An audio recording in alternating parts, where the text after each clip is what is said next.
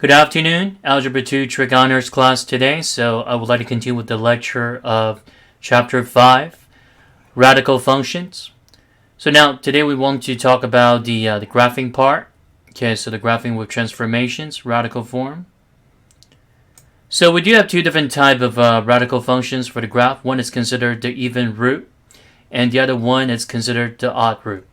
Okay, so for the even root, the structure, it's always like this. So y equals n root of x minus h plus k. And there's a value a outside. Again, a, that's just considered a scalar or the scale factor. So again, if a is greater than 1, so that means it's a vertical stretch. So a is less than 1, but it's greater than 0, then that would be considered the horizontal stretch.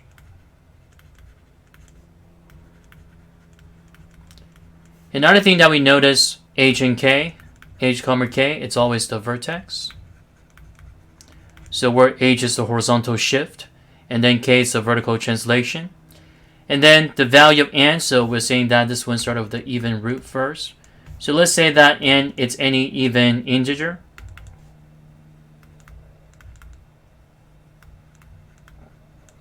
So that means for the parent graph, it's always like this. It's always like a half sideways parabola. Okay, it's always like that. And now what about for n, if n is considered odd root or odd integer? So let's say that is considered cube root, fifth root, seventh root. Okay, so let's say that it's the same structure. So y equals a n root of x minus h plus k. But where n, it's an odd integer. So the parent graph would be considered like a cubic curve, but it's a sideways cubic curve. So the nickname that I would like to give for this one is called the snake. Okay, the snake.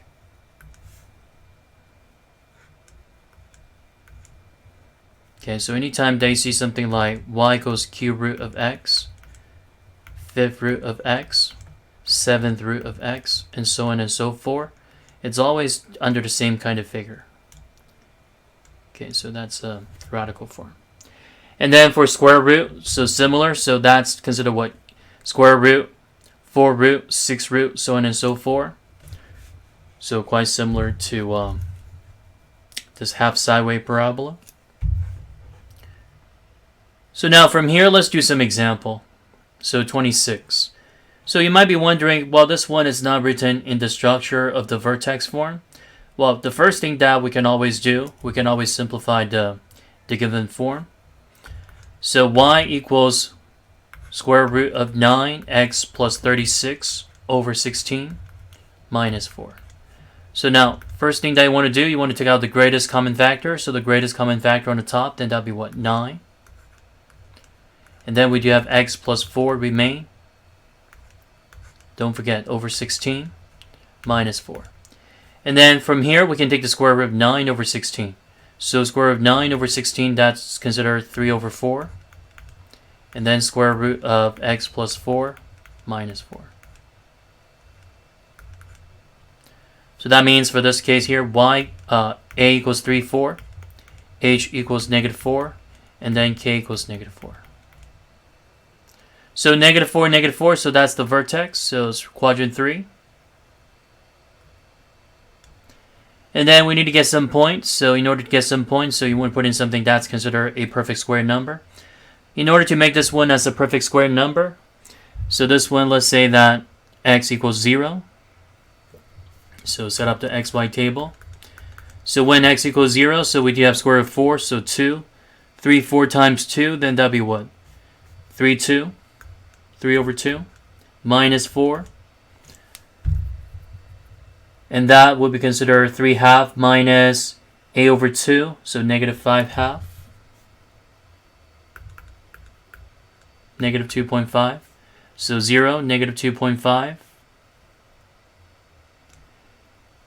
And now we want to put in another x value. So the other one, so let's say that it's, let's say 5.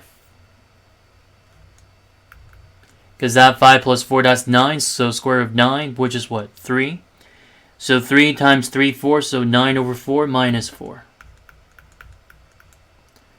So that's like 9 over 4 minus 16 over 4, which is negative 5, 4. So 5 comma negative 5, 4, negative 1.25.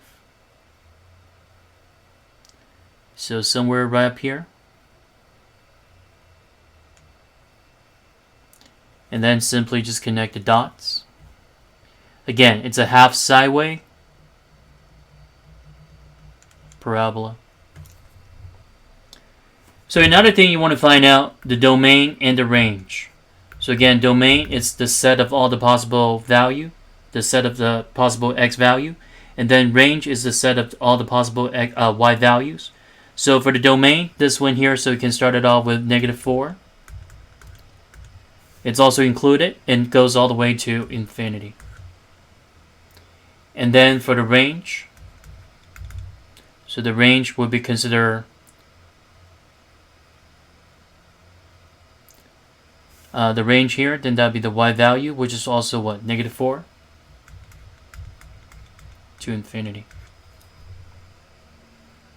Again, the smallest value, the greatest value. The least value, the greatest value. Interval notation. Okay, so now check it out. The next one here, 28. Well, this one is quite obvious. So A is given already. 1/2, so that means it shows that it's a horizontal stretch. And the value of h is 1, so k is 4. So 1 comma 4, so it's right up here. Well, 1 comma negative 4, excuse me. So k is negative 4. So it's all the way down here, quadrant 4. Because that k is negative. And again, so 1 point is not good enough. So we need to set up the xy table. So this time I put in 1. You don't want to put in 0 because that would be imaginary number. So 1 minus 1, then that would be 0. So square root of 0, that's 0. 0 times 1/2, 0 minus 4, negative 4. Well, that's just the vertex. So we just used that point already. So let's say that we put in 2. So 2 minus 1, then that would be 1. Square root of 1, that's 1. 1 times 1/2, 1/2 minus 4, negative 3 and 1/2. So negative 3.5. So 2, negative 3.5. So negative 3, negative 3.5. So pretty close to the initial point, the vertex. So let's try to pick something that's a little bit further apart. So let's say that x is 5. Because that 5 minus 1 is 4, so perfect square number. Square root of 4 is 2, so 2 times 1/2 is 1. 1 minus 4, negative 3. So 5 comma negative 3.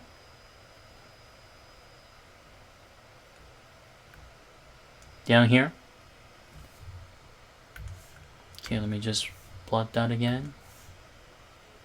So 5 comma negative 3.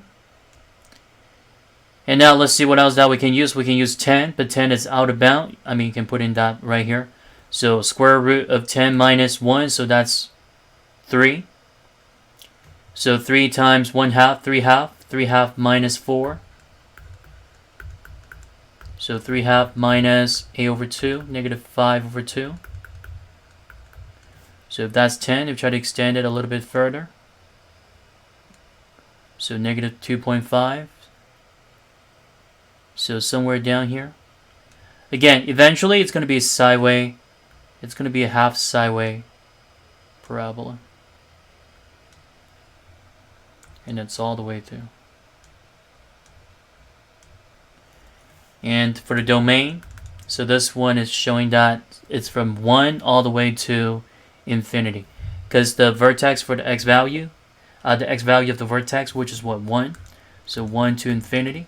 But 1 is included, so it's an open bracket at 1. And then for the range. So the range would be considered negative 4 all the way to infinity. So again, this one is all considered square root. Now what about the one with the cube root? Line number 30. Again, the pairing graph of cube root, it's always like this. It's a sideways cubic curve, or it's a snake. Okay, so anytime that I deal with cube root, fifth root, seventh root, so on and so forth. So compare and contrast, so we do have y equals a cube root of quantity x minus h plus k. So h, which is what? -4, k is -3. And the value of a, which is what? 2. So -4, -3, so -4 down 3. Again, 1 point is not good enough, so we need to set up the xy table. So in order to make this quantity as a perfect cube root number, so let's put in 4.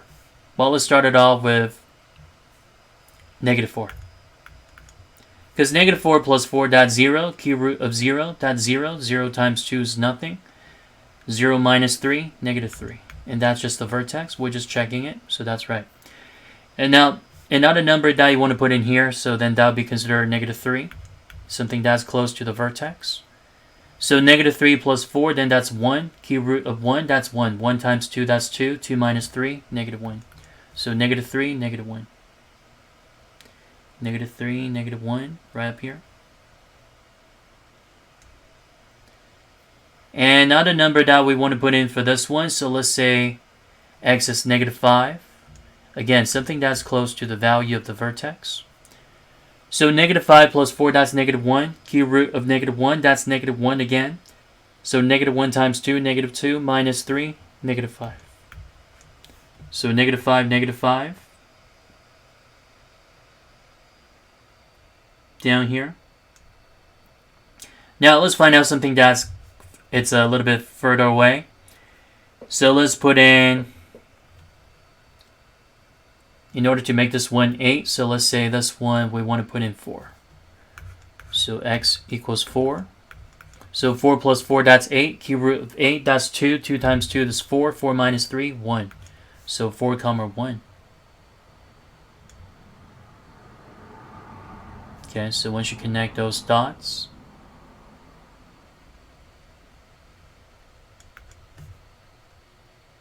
and this one we just want to make it a little bit lower. So again, it's a cubic curve. Well, the reason why that you see this one's a little bit wider, because it's a scale factor. There's a scale factor here with the vertical stretch. Okay, so now the domain, the range. So this one, basically x value can use all the real numbers. So that means the domain, it's all real number, or -infinity to infinity. And then the range, also, it goes all the way down to the bottom. It goes all the way to the top. -infinity to infinity. And there's no restrictions for any domain and range for the cube root function. Okay, so now let's see what else that we have. So it looks like 31. We do have a negative sign here. Well, this one, that means the reflections over the x-axis. Okay, so now let's do one more. 32. You know what? Let's do 31 because that one deal with the negative sign, the reflections. So again, anytime they see the negatives number outside the whole functions, the negative sign here, so that means it's a reflection over the x-axis. So that means we do have a function. The graph is being reflected over the x-axis. But anytime that I see the negative sign, it's right in front of that variable. So that means it's considered the reflections over the y-axis. And how do we take care of the reflection? Well, the way to take care of that, it's about the xy table. Again, identifying the elements, so a is what? -2. So h is 1, and then k is 4. So 1, 4, quadrant 1. And then we set up the xy table. So let's plug in 0. So 0 minus 1, -1, cube root of -1, -1 again. -1 times -2, +2, plus 4, 6. So we found the y-intercept here. So 0, 6. And then the next number that I want to put in here, 2. So 2 minus 1, that's 1. Cube root of 1, that's 1. Times -2. -2 plus 4, 2. So 2, 2. And now let's put in something else. And what about -7?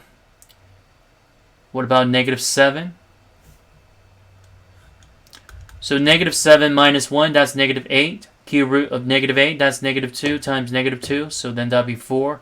4 plus 4, 8. So negative 7, comma 8. So it's all the way up here. So to make it a little bit more symmetrical, so let's put in something that is considered 8 for the quantity. So let's say 9. So 9 minus 1, that's 8. Cube root of 8, that's 2. 2 times negative 2, negative 4, plus 4, 0. So 9, comma 0. So that's out of bound. So that's somewhere there. Again, this one is kind of like a vertex, but I don't want to say the vertex. That one is called the point of inflection. The reason why it's called the point of inflection, because that it shows the curve. So the first half of the curve here, it's considered concave downward. And then the second half of the curve here, it's considered concave upward. See that this part right here is facing down, this part right here is facing up. Again, domain and range. So the domain for this one, it's all real number. Negative infinity to infinity. And then the range also, negative infinity to infinity. So anytime that I deal with the odd root function, the domain and the range, they always consider all real number. Always. Negative infinity to infinity. And then the range also, negative infinity to infinity. Okay, so now let's see what else that we have for the rest of the lesson. So the next part of this, we want to talk about the function operation. And also we want to talk about the function's composition. So function operation, let's say we do have like f plus g of x. So the way to break it apart is just like h of x. Well, not f, h plus g of x. So it's h of x plus g of x. So that's the function operation. So instead of condensing it together, we want to separate it. And then for the subtraction, similar. So it's like h of x minus g of x. And then what about the product? Well, pretty much, it's the same kind of structure. You can always separate it. So it's f of x times g of x. And then for the quotients, let's say we do have f over g of x. So this one can be written as f of x over g of x. But the thing is that where g of x cannot be 0, because that it's in the denominator. So where g of x does not equal 0. And now what about the compositions? So the basic operations, we do have multiplication, subtraction, additions, and division. So composition, we're not talking about writing. We're not talking about like writing an essay. We're talking about like putting one function into another function. So let's say we do have like fog of x. So that means it's considered f of g of x. So that means g of x, it's called the inner function. And then f of the whole quantity of g of x, that would be considered the outer function. So in other words, that means we need to start it off with g of x first. And then we want to put in g of x into f of x. And the other way around, so gof of x. So this one, that means it's g of f of x. Now what about sometimes you deal with like h, o, g, o, f of x. So that means this one is h of g of f of x. There's so many parentheses here. Oh, that's crazy. Okay, so now let's see what we got here. For number 34, so that one is just the function operations. So we started off with h of x. So h of x is given already, which is 3x. And then g of x is the quadratic equations. But the thing is that instead of using x, we're using 3n for x. So basically, we just need to replace that x by 3n. Okay, so the first one is written as 3 times 3n. So putting that 3n into the x for h of x. And then what about for g of 3n? So g of 3n, then that'll be considered 3n quantity square. So let me get some space here real quick. So let me just erase all this. Again, whatever the new variable that you see inside the parentheses right there, so you always want to put it in for x. So instead of using x, we're using the new variable, the new quantity. So 3n squared minus 1 minus 2 times 3n. Okay, so for those of you confused about this, so let's start it over again. So started off with that h of 3n. So for h of x, we do have 3 times the quantity, the variable. So that means 3 times 3n.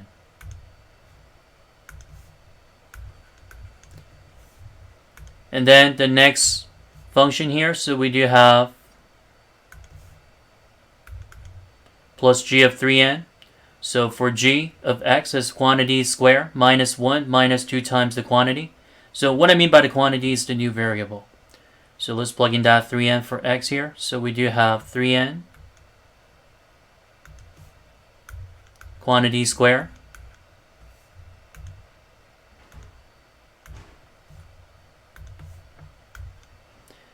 and then minus 1 minus 2 times the quantity, which is what? 3n. So just want to use different color to represent all this because that the one that I put in orange. So this one is the new variable. And then the rest of this, all you have to do is just simplify this. So it's what? 3 times 3n, so 9n. 3n squared, 9n squared. Minus 1 minus 2 times 3n. So that's what? Minus 6n. And then rearrange the power from the greatest to the lowest. So 9n squared. 9n minus 6n, then that'll be what? 3n. And then minus 1. So eventually for the sum, it's going to be a quadratic trinomial. 9n squared plus 3n minus 1. And now what about for 36? So this one is considered a quotient. So g times h of t over 3. It looks like a quotient, but that's just the new quantity, the new variable. So the way to rewrite it, so this one is written as g of t over 3 divided by h of t over 3. So started off with g of t first. Again, instead of using t, we're using that t over 3. So t over 3, quantity to the power of 3, plus 3 times t over 3, quantity square, all over h of t over 3. So h of t over 3, then that'll be considered t over 3 minus 1.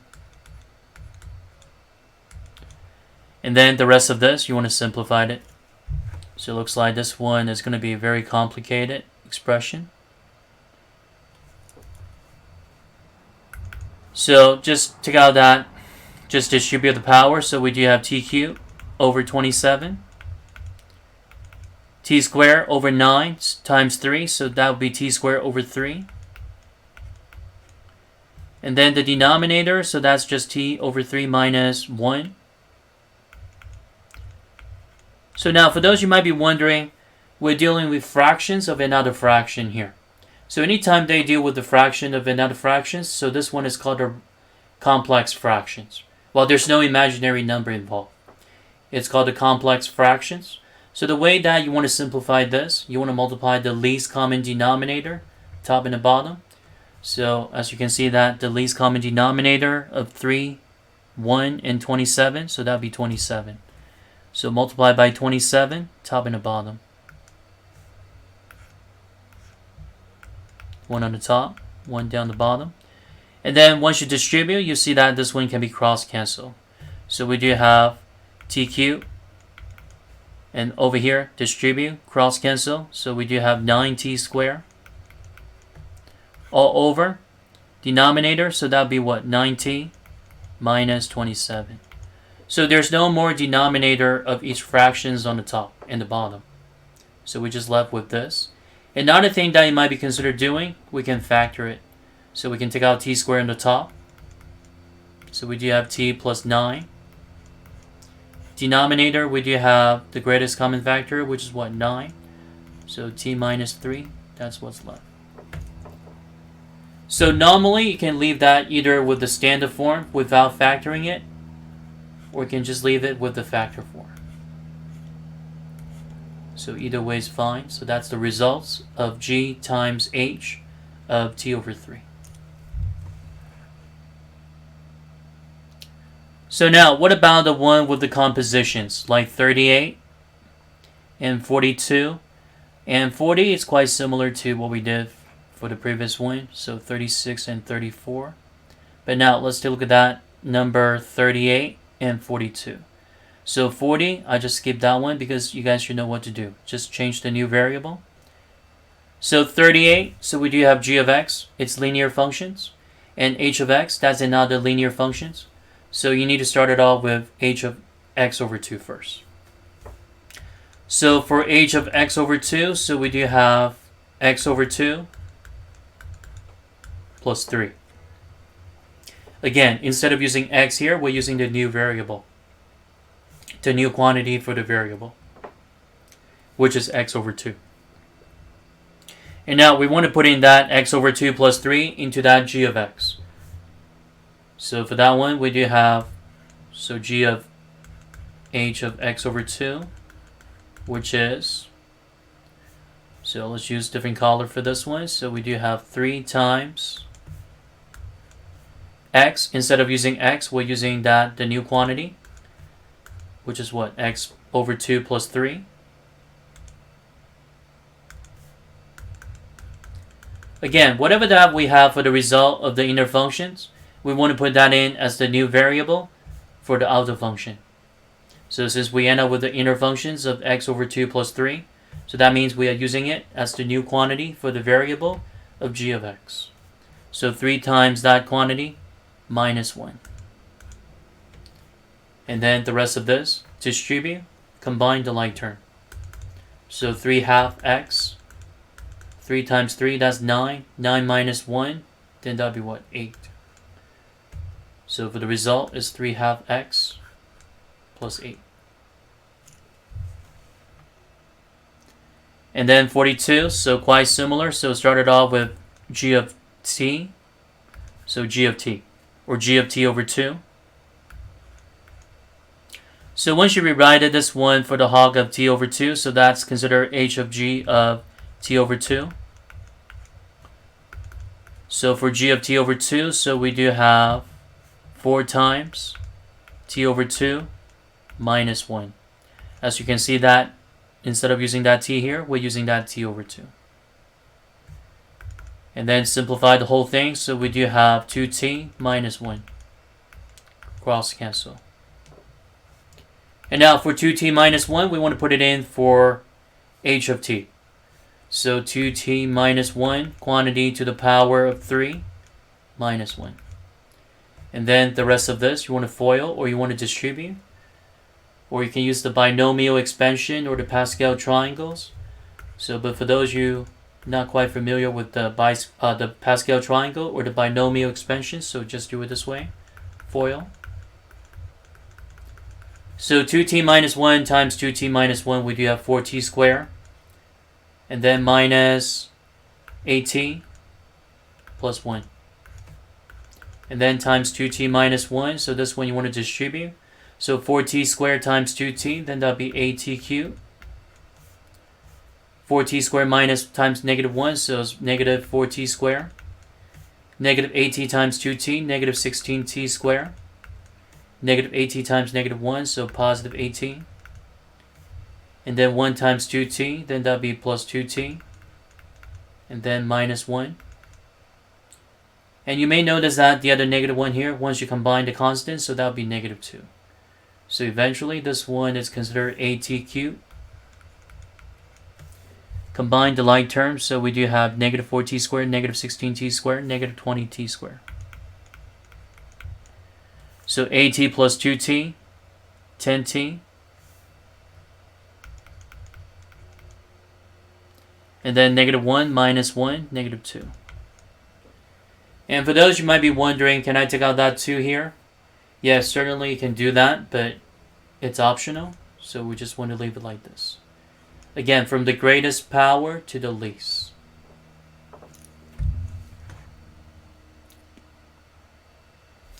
Okay, so now for the last part of this, so this one is about finding the inverse of each function, and also the graph of the function and its inverse.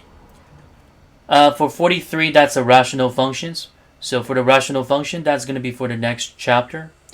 And also, it's a brand new step. So this one, you just need to find the inverse. There's no need to sketch the graph, okay, for 43. And also for the rest of this, you know what? Do not worry about the graph. I just want you to find the inverse, okay? So instead of making a graph for the radical, so we did that earlier. So I just want to find the inverse. Okay, so the way to find the inverse, so there are a couple of things I need to follow through. So the way to find the inverse of a function. So first thing that you want to do, rewrite f of x or h of x in terms of y, okay? Because that the next step you have to deal with that x and y right there. So the next step you want to switch the variable. Switch x and y. And then the final step, you want to solve for y in terms of x after you switch the variable. So solve for y in terms of x.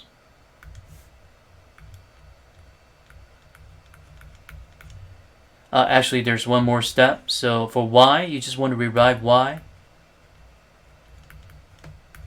as inverse of f of x. If you see that -1, this one is just the inverse notation. So this one is called the inverse indicator. Okay, so the inverse indicator. Okay, so now let's take a look at that 44. So the way to find the inverse. Again, we don't need to sketch the graph, so you can just cross out the graph template here. So first thing that I want to do, rewrite that h of x in terms of y. So we got y equals fifth root of negative x plus 3. And then the next step, we want to swap the variable. So switch that x and y. So we do have x equals fifth root of negative y plus 3. Because inverse, that means we just need to swap those values, the domain and the range. And then back to geometry, you'll see that there's a line of symmetry going through. So the y equals x is always considered a line of reflection. So y equals x, it's about the line of symmetry or the line of reflection.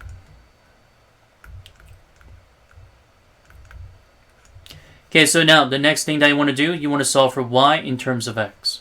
So for those you might be wondering, how do you solve for y in terms of x? Well, that means we want to isolate y by itself.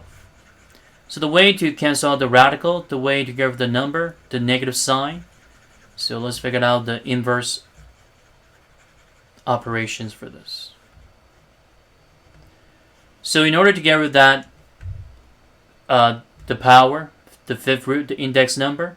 So now right here, we want to take power 5 on both sides.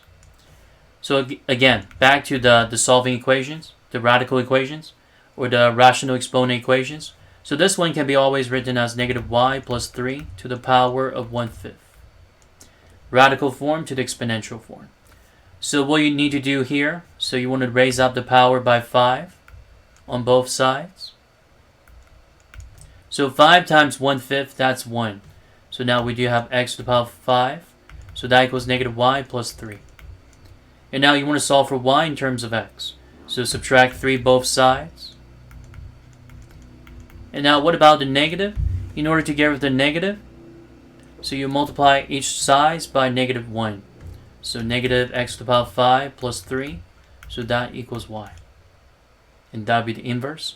But don't forget, last but not least, for y right here, you want to rewrite that y as inverse of f of x. So that means inverse of f of x. So that would be considered negative x to the power of 5 plus 3. So again, step 1, rewrite everything in terms of x and y. Step 2, swap the variable. And then step 3, so you want to solve for y in terms of x. And then the last step. So we write that y as inverse of f of x. So try to sketch the graph right here. So this one, negative x to the power of 5 plus 3. So that means it's up 3 with the vertex 0, 3. And it's reflected over the x-axis with a negative sign outside the variable, outside the whole function here. So that means it's like this. Try to sketch the graph. Again, for this one, there's no need to sketch the graph. Okay, so I just want to show you the rough sketch of that, the inverse function. And then for the original function, it's fifth root with the same kind of vertex here. So let's see. X is what? H is negative 3, K is 0. Well, it's not the same position, it's over here. Negative, that means it's reflected over the y-axis. So over the y-axis, so that means it's going this way.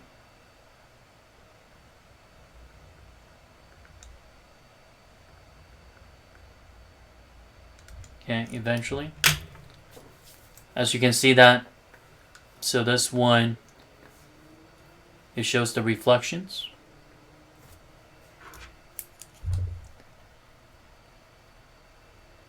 Well, actually it's supposed to be the other way around, because that's the reflections over the y-axis for this one. So for the graph, it's supposed to be going this way. So once you reflect it over, yeah, that's right. So symmetrical. So for number 44, again, the graph is not required, but you want to sketch the graph and find out exactly what that looks like. So if you just feel free to do that, but it's not required. Yes, it's actually the other way around. So the inverse graph is correct. Oh, the reason why that is 3, 0, because the negative number right here. So I forgot to take out the negative sign. Okay, let me fix that part right there. So by the time that I sketched the original functions, as you can see that the negative sign. So once you factor out the negative sign, it's supposed to be fifth root of negative x minus 3. So that means the value of h is 3. K is still 0, so 3, 0 is right here. Yep. So instead of being negative 3, 0, it's actually the other way around. So normally the graph is going this way, but due to the reflections over the y-axis, so you want to flip it over. So it's actually going this way. Okay. And then the original one, the inverse.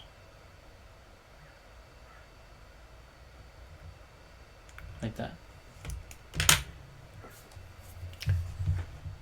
Okay, so now let's see what else. What about for number 46? That one's pretty basic. So this one is just considered linear. So that means the inverse is also linear.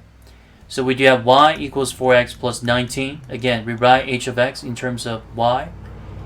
And now switch the variable. So we do have x equals 4y plus 19. And then solve for y in terms of x. Subtract 19 both sides. Divided by 4. So we got x minus 19 over 4 equals y. But don't forget, we write y as inverse of f of x.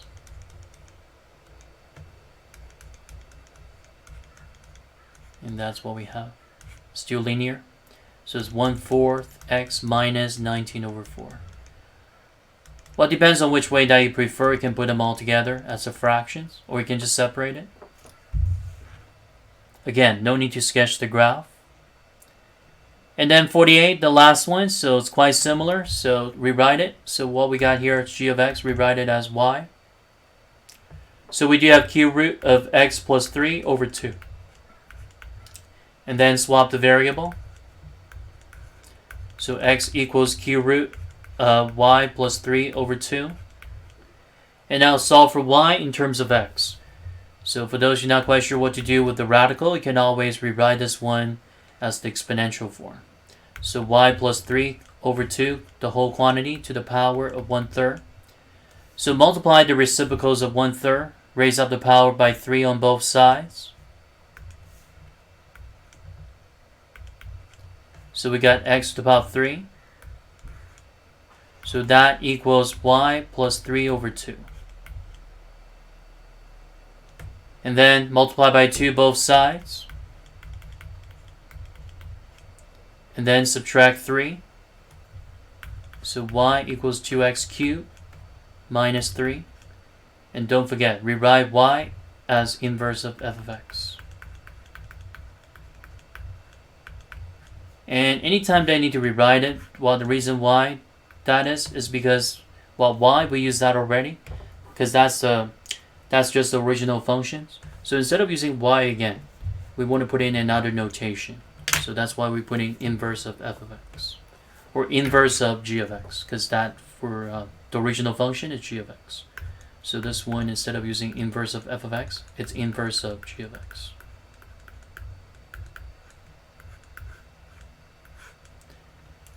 Alright, so that's it for chapter 5.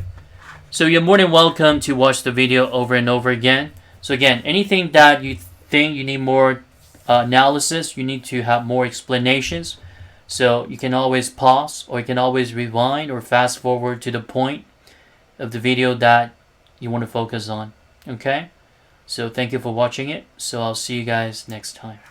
Take care.